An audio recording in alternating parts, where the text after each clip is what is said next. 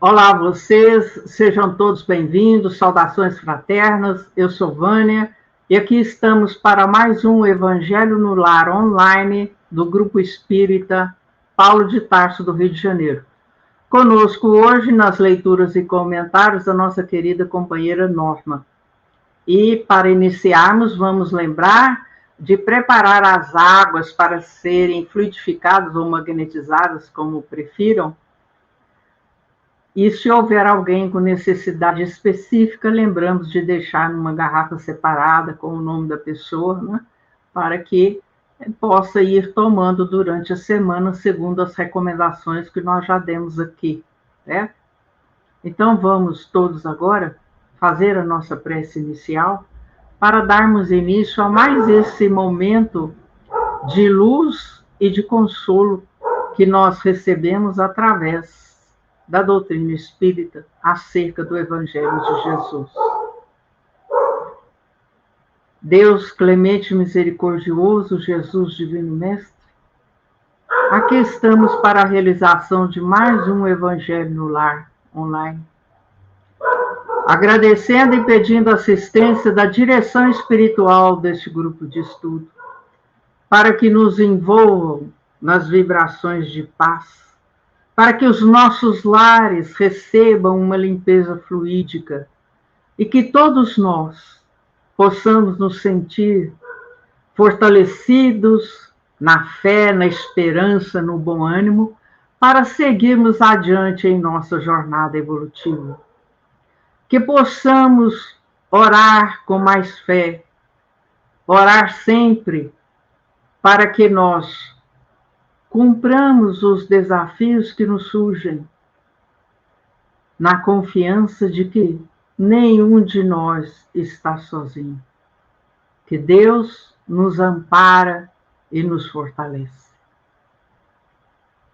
E é com este pensamento, Senhor, que nós pedimos por todas as criaturas que nos acompanham, encarnadas e desencarnadas, pedindo também para a saúde do nosso querido companheiro Paulo César, que Deus envie os recursos de alívio, de fortalecimento, a fim de que o nosso companheiro possa retornar a esta atividade.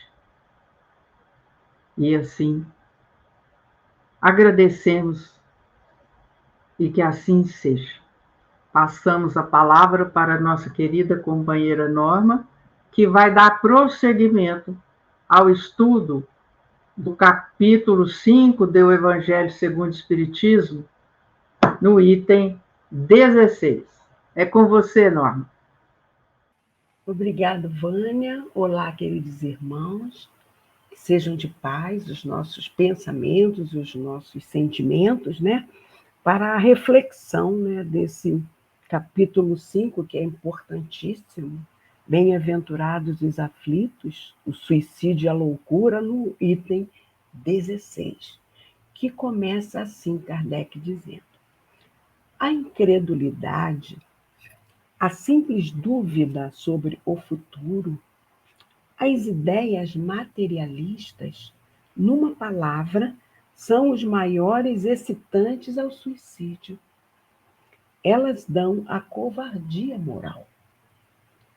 Quando se vêem homens de ciência se apoiarem sobre a autoridade do seu saber, para se esforçarem em provar aos seus ouvintes, aos seus leitores, que eles nada têm a esperar depois da morte, não os conduzem a essa consequência de que, se são infelizes, nada tem melhor a fazer do que se matar?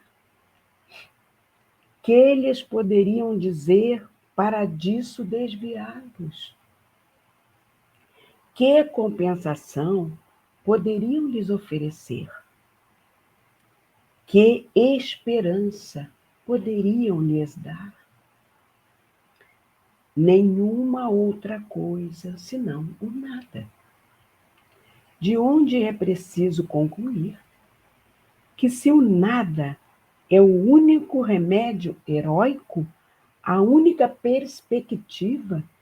Mais vale nele cair imediatamente que mais tarde, e assim sofrer por menos tempo. A propagação das ideias materialistas é, pois, o veneno que inocula em um grande número o pensamento do suicídio. E aqueles que se fazem seus apóstolos assumem sobre si uma terrível responsabilidade. Com o Espiritismo, não sendo mais permitida a dúvida, o aspecto da vida muda. O crente sabe que a vida se prolonga indefinidamente, além do túmulo, mas em outras condições. Daí a paciência e a resignação, que afastam muito naturalmente o pensamento do suicídio. Daí, numa palavra, a coragem moral. Então, Kardec está dizendo para a gente o que levou, não é, esse desenvolvimento da asa, da razão, do intelecto e do conhecimento, sem o equilíbrio do desenvolvimento da asa moral do Evangelho do Mestre. É isso que está sendo o principal motivo desse número enorme de suicídios na atualidade. O nome disso, o materialismo, não é? As pessoas estão iludidas, não é? Com os prazeres do aqui e do agora. Esquecidos que somos espíritos imortais. Muitas vezes, o jovem de hoje não recebeu conhecimentos evangélicos esclarecedores. O materialismo preponderou na educação dele desde a infância. A gente vê crianças com a agenda cheia de atividades, entendeu? É o judô, é a natação, é o curso de idioma, é o balé, não é? Para as menininhas. Mas e a educação evangélica? Nós precisamos nos voltar para esse abraço a Deus, para que possamos nos livrar dessa consequência terrível que o materialismo exacerbado. As pessoas se preocupam em passar na rede social que estão bem, que estão viajando, que estão passeando, estão sempre felizes na rede social. E aquele que não pode viajar, que não pode desfrutar de tantos flashes, ele começa a se deprimir se ele não tem uma evangelização que o conscientize que somos espíritos imortais, que temos exatamente aquilo que precisamos ter nesta existência para o nosso palmilhar evolutivo. Então, é preciso impor limites ao egoísmo e estabelecer o amor ao semelhante. Esses são os pilares sagrados do ensinamento evangélico, meus irmãos. E assim, a gente passaria a perguntar: qual o contrário da vida? E a maioria que está mergulhada no materialismo responderia a morte, não é? Mas a doutrina espírita diz que não. O contrário da vida é o nascimento, porque a vida é constante, seja na matéria ou quando estamos desencarnados, não é? Então, o suicídio, ele será sempre desaconselhável, seja ele intencional ou aquele indireto, porque às vezes a pessoa desenvolve um nível de irritabilidade tamanha que ela acaba abreviando a vida. De repente, ela tem uma síncope, interrompe a vida por causa do seu nível de irritabilidade. E essa aceleração da vida atual, na busca das aquisições materiais, levam muito a essas exacerbações. Então, nós precisamos vigiar isso, né? O sentimento de não termos aproveitado a oportunidade reencarnatória é que nos causa dor e remorso. Então, quando nós vemos assim que há um membro da nossa família com tendência suicida, o grupo familiar é elemento de suporte que vai ajudar a resolver. E um dos recursos maiores que nós temos nas mãos é exatamente o Evangelho no lar. Buscando evangelizar as nossas crianças, os nossos jovens, não é? E assim, mesmo que quando eles atinjam idade adulta, eles se deixem envolver pelo materialismo, diante das dores, algo vai ficar na sua consciência lá da infância. Ele vai lembrar dos ensinamentos evangélicos adquiridos, não é? Ali com a família. Então, onde está o nosso tesouro? Onde está o nosso tesouro, está o nosso coração. Se a gente se preocupa apenas nas aquisições dos bens materiais, nós vamos nos desesperar se, de repente, eles nos são ceifados. Mas se nós desenvolvemos em nós a fé, a confiança no Pai, nós vamos ter a paciência, a resignação de saber que vai passar e que outras oportunidades virão. Se não nesta existência, virão em outras. Esse é o consolo daquele que acredita, não é? Na mensagem de Jesus. Tudo nos é permitido pelo Pai, desde que seja para o nosso aprimoramento. O Pai não vai nos permitir ter nada que contribua para nós mergulharmos mais ainda em dívidas futuras a resgatar. Por isso que às vezes não temos acesso a muitas coisas que outras pessoas têm. Nessa existência ainda não estamos preparados para ter. Ou estamos, às vezes, até por iniciativa nossa, termos pedido para passar uma existência com maiores provações, para burilamento do nosso espírito. Entendamos isso. Tudo nos é dado dentro do que necessitamos. Esse é o entendimento que nos dá o encorajamento moral para suportarmos tudo que nos venha, com muita fé,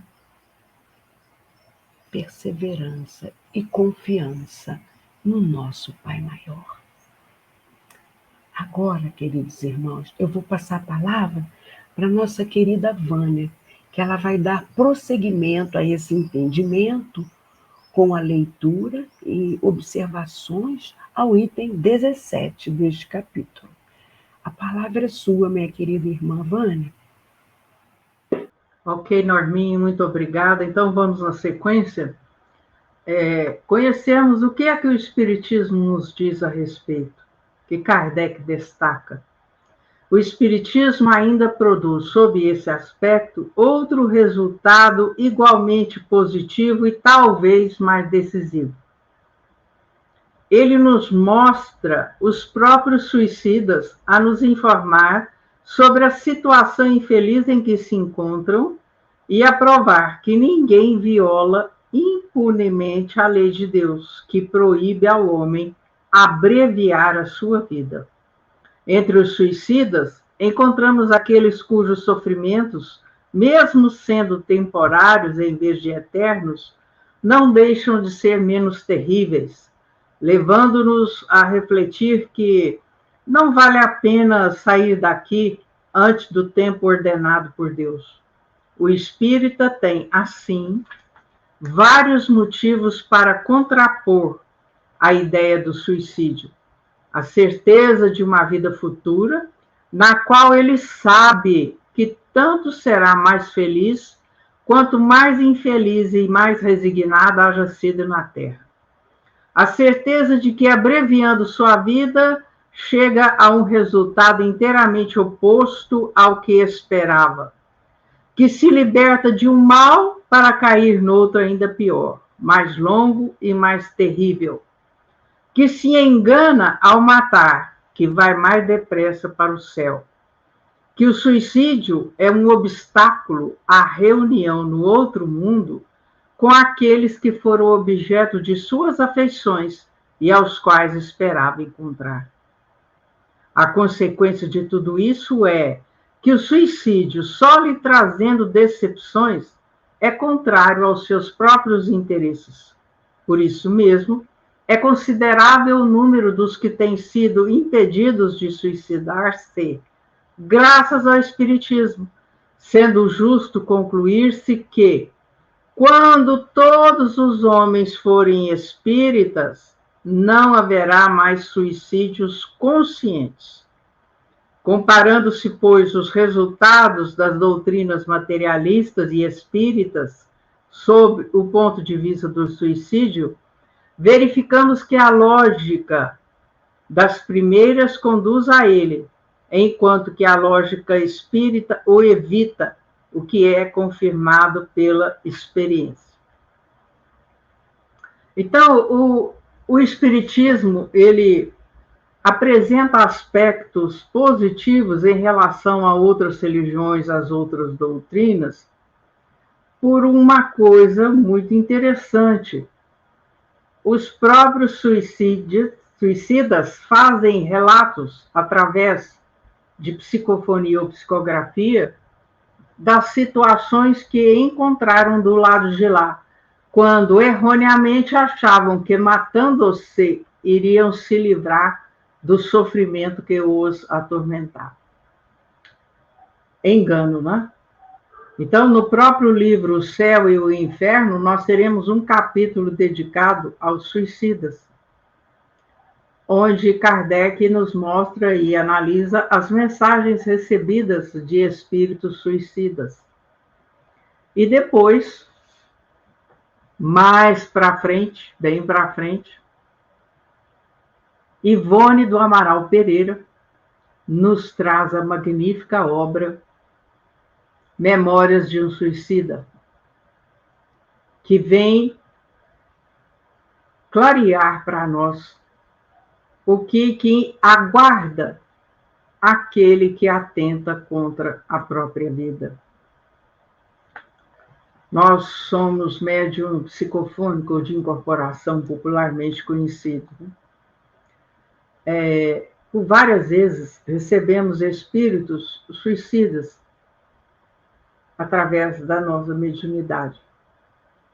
E a sensação de dor, daquele aniquilamento e daquela decepção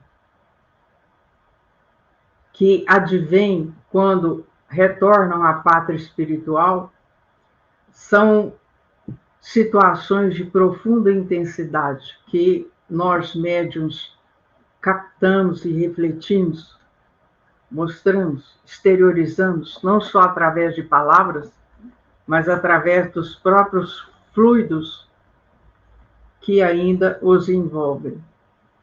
Então, Kardec coloca que, mesmo sabendo que esse sofrimento é temporário, ele não deixa de ser menos terrível.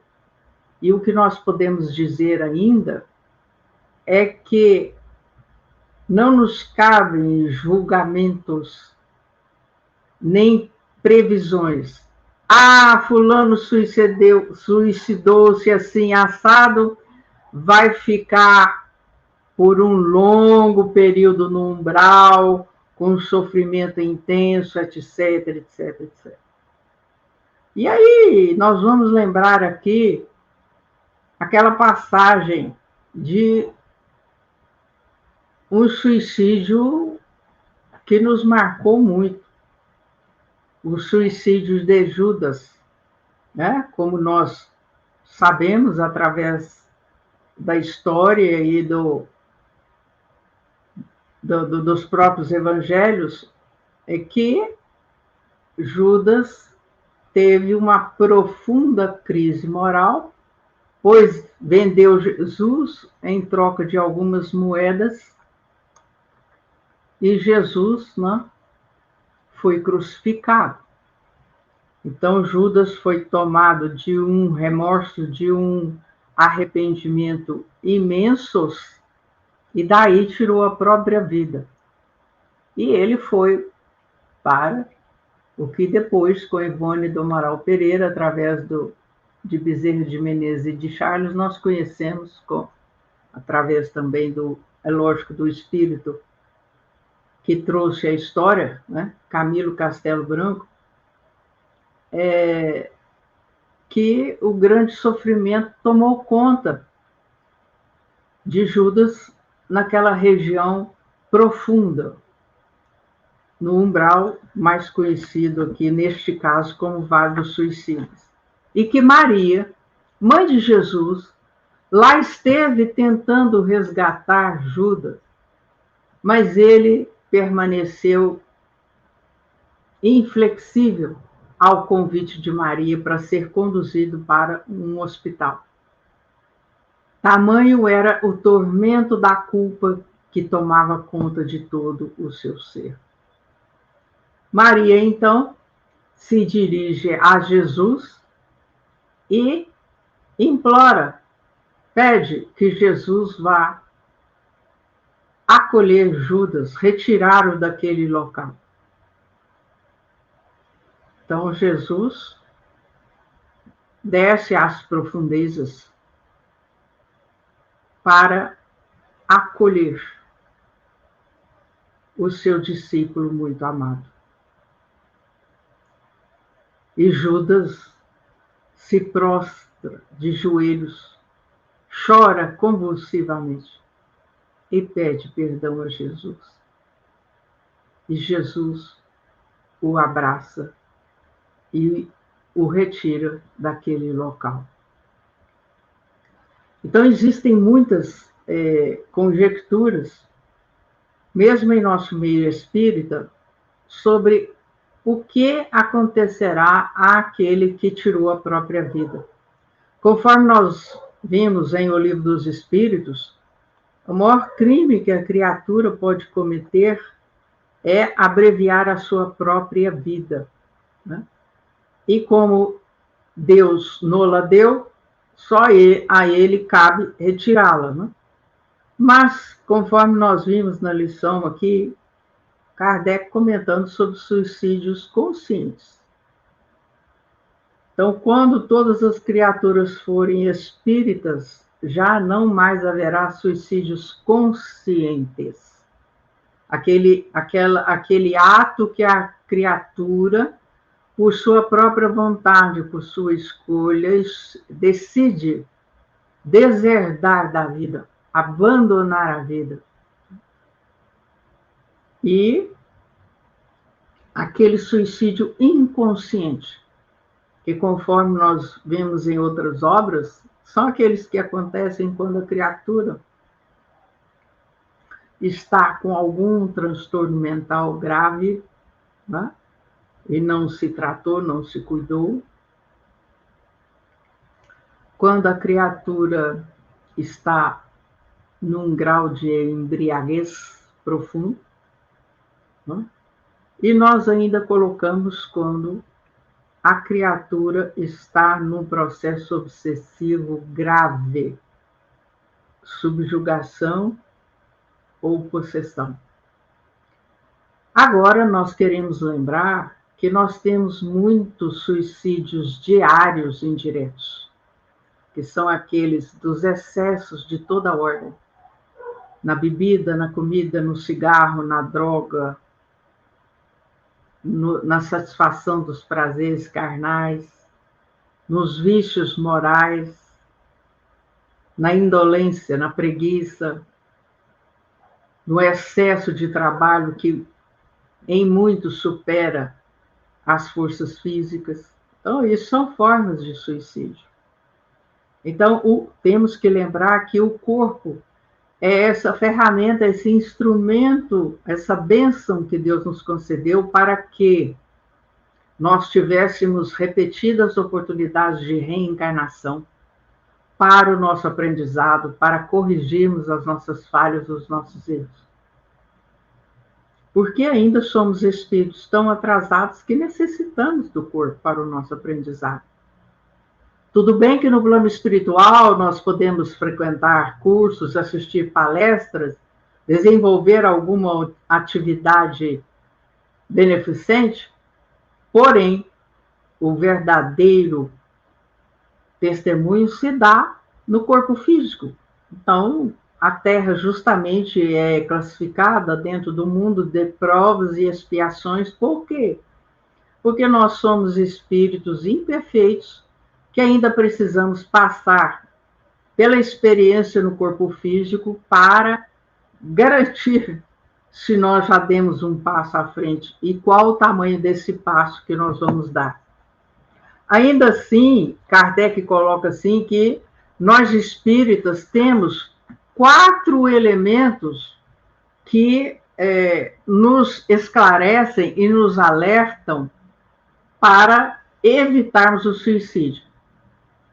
É claro que evitar não significa impedir 100%, porque entre nós espíritas, embora em número bem menor, também ocorrem suicídios.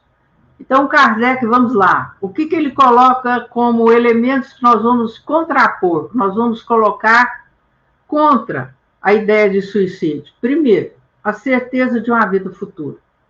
E essa certeza na vida futura nos traz aquela calma e aquela resignação de que nenhum sofrimento é eterno, que por maiores sejam as dificuldades pelas quais estejamos passando, elas vão passar, elas vão desaparecer. Né? O segundo ponto que Kardec coloca é que quando nós abreviamos a nossa vida, querendo nos livrar daquilo que nos aflige, na verdade, o resultado que nós colhemos do lado de lá é o oposto daquilo que nós esperávamos.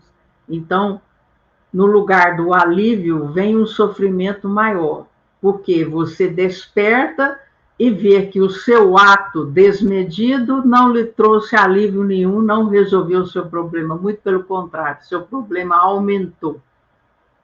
Porque, além de você ter colocado fim à sua vida física, você feriu profundamente os seus familiares, os seus entes queridos. Né? Depois, a outra certeza que Kardec coloca é que muitos acham que se matando vão mais depressa para o céu. Muito pelo contrário. O céu, o plano espiritual mais evoluído fica muito mais distante. E que o suicídio, essa situação é muito desagradável e muito triste.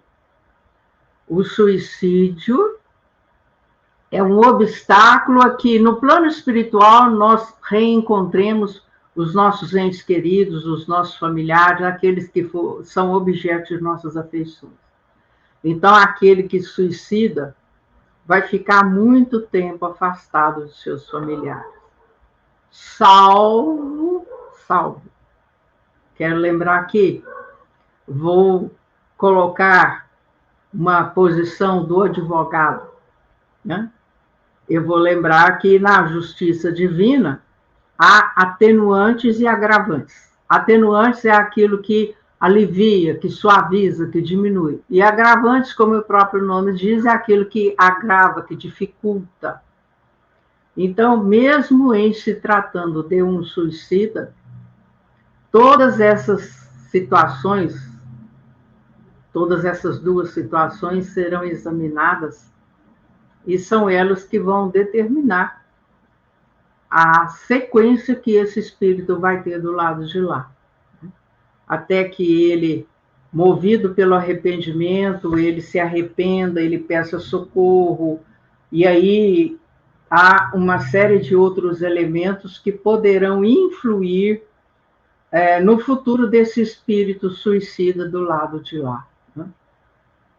Mas Kardec sintetiza dizendo que qualquer que seja a situação, o suicídio só traz decepções, então ele contraria os próprios interesses daquele que o cometeu. Né?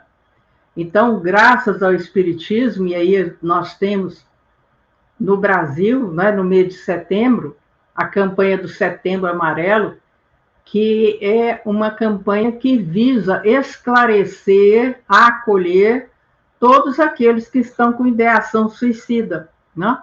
Então, além de palestras, de lives, de perguntas e respostas, nós temos o trabalho através do diálogo fraterno, ou atendimento fraterno, ou assistência fraterna, não importa o nome, e também o trabalho dedicado do CVV, o Centro de Valorização da Vida, que, conforme nós dissemos no nosso encontro anterior, nos meses de novembro até dezembro, é quando, pelas estatísticas, acontecem mais suicídios. É a época do ano em que a depressão profunda toma conta de muitos e muitos resolvem abandonar a vida.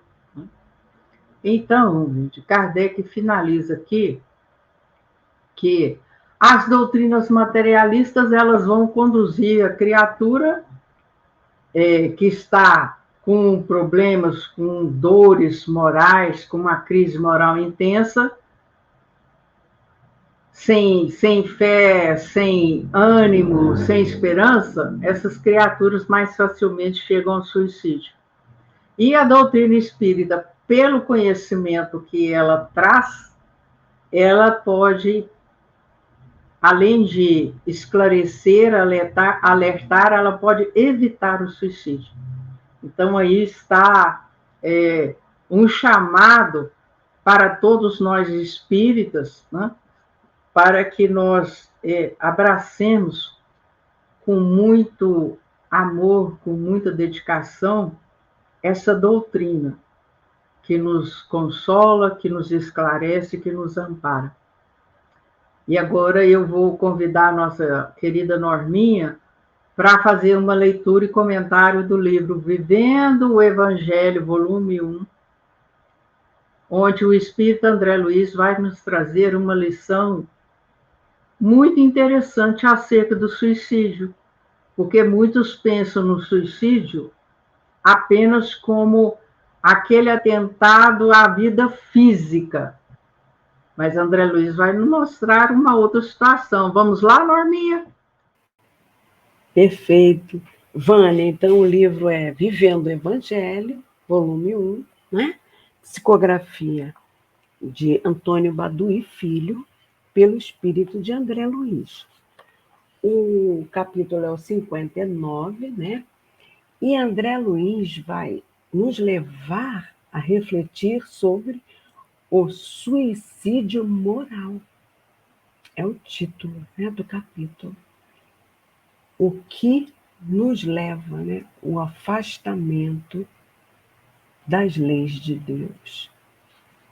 E aí ele diz: confiante e egoísta, vencedor e orgulhoso, seguro e vingativo, capaz e desonesto, inteligente e insensível, culto e hipócrita, poderoso e indigno, influente e corrupto, talentoso e mesquinho, respeitado e indiferente. Então, o André, ele nos levou a um despertar, porque realmente, quantos de nós somos confiantes no que fazemos, mas somos egoístas no que conseguimos conquistar com a nossa confiança, nossa autoconfiança, né? Quantos são vencedores, mas orgulhosos? Por exemplo, ao ser entrevistado ao final de uma partida de futebol, o jogador escolhido como o melhor da rodada esquece de mencionar a equipe conseguiu, né? Ele fala dele, né? Que ele agradece, que ele teve sorte, mas ele fala dele. Seguro e vingativo. Então, usa a segurança que tem aos últimos extremos. Então, quando quer fazer valer aquilo que ele acredita, que ele tem segurança, que é o certo, ele vale-se até de vingança, né? Vingativo. Capaz e desonesto, como temos exemplo, né? Na administração pública, nos nossos governantes, né? Inteligente e insensível. Nós já trouxemos aqui em outra edição do nosso Evangelho o caso do grande cabeça, não é? Que era um grande advogado, inteligentíssimo, mas era insensível. Ele se valia de qualquer artifício para ganhar uma causa. Então, ele não tinha sensibilidade com o direito, né? Ele só queria ganhar, usava a inteligência para isso. Culto e hipócrita, né? É aquele que prega, por exemplo, mas não faz aquilo que prega, né? É hipócrita. Bom mesmo é a gente ser testado no dia a dia lá fora, né? Não falando, não pregando. Aí a gente vai ser testado se a nossa cultura espiritual, por exemplo, ela tem cumprimento, ou se somos hipócritas. Poderoso e indigno. Tem muitos, né, que estão no poder, mas são indignos. Influente e corrupto, a mesma coisa. Talentoso e mesquinho, né? Às vezes não compartilha o conhecimento para desenvolver a arte com outras pessoas, né? Nós precisamos compartilhar.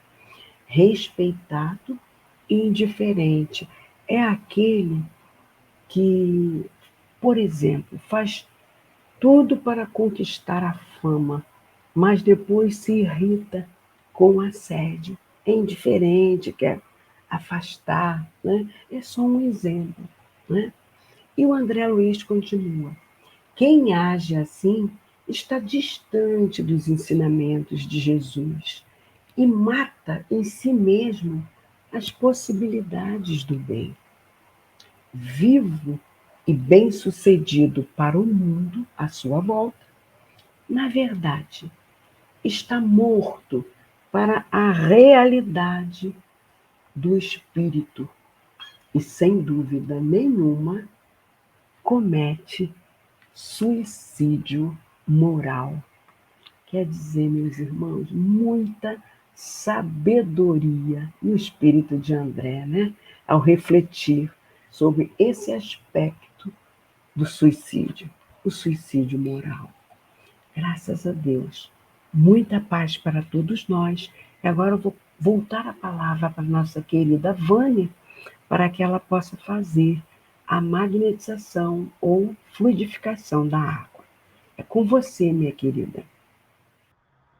Enquanto você aí arruma água na caneca, no copo, na jarra, na garrafa, eu quero só fazer um esclarecimento, né? O livro Memórias de um Suicida, psicografado por Ivone do Amaral Pereira, a personagem protagonista que conta a história, né, Camilo Cândido Botelho, que foi o pseudônimo do espírito Camilo Castelo Branco, que foi um escritor do romantismo português, século XIX, né, que escreveu Amor de Perdição e Amor de Salvação, enquanto escritor encarnado. Né? Então, vale a pena conferir esse livro, embora seja um livro de muitas páginas, e um livro que muitos começam a ler e abandonam, ficam com medo, não é? Mas, com uma prece, tudo se resolve e a gente aprende muito lendo e analisando tudo que nos é contado nesse livro. Então, vamos pedir a magnetização ou fluidificação da água, lembrando a você que não há necessidade de você tampar a garrafa ou a jarra, né? E que você vai tomar 3 vezes ao dia uma dose equivalente a uma xícarazinha de café, 30, 50 ml. E essa água vai lhe trazer o revigor, vai fortalecer você, vai melhorar a sua qualidade do sono, né? Vai fazer com que você fique menos irritado e que você enfrente as adversidades da vida com mais paciência, com mais calma e com mais confiança. Vamos lá? Jesus, médico das almas, nesse instante estamos pedindo que sejam colocados nas águas os medicamentos de cada um de acordo com a sua necessidade. Os medicamentos trazidos dos laboratórios divinos ou trazidos pelos espíritos magnetizadores, que vão substituir as células doentes por células sadias, que vão harmonizar os nossos centros vitais, que vão nos fortalecer para que nós tenhamos melhores condições físicas para o nosso aprendizado diário. E para todos aqueles que estiverem enfermos, que essa água seja o remédio que alcance o corpo físico, o perispírito e o espírito. E Jesus, com os corações agradecidos, nós oramos a prece que o Senhor nos ensinou, a prece final para o nosso encontro de hoje.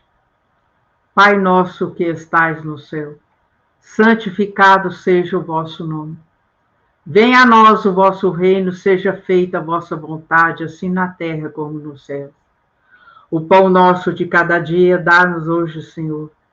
Perdoai, Senhor, as nossas dívidas, assim como perdoamos nossos devedores. Não nos deixeis, Senhor, cairmos em tentação, mas livrai-nos da prática do mal, que assim seja, graças a Deus. Acolhei, ó Pai, ó Jesus, essa prece que vos dirigimos, em favor de toda a nossa equipe, encarnada, desencarnada, em favor de toda a humanidade, em favor da paz no planeta, e que assim seja, graças a Deus. Bem, dentro das considerações finais a respeito do Evangelho no Lar, nós queremos sempre lembrar você que seja o momento da prece inicial ou o momento da prece final, que você consiga realmente conectar-se com o plano mais alto. Então você pode fazer respiração, uma respiração profunda, né? Inspira, depois joga o ar para fora.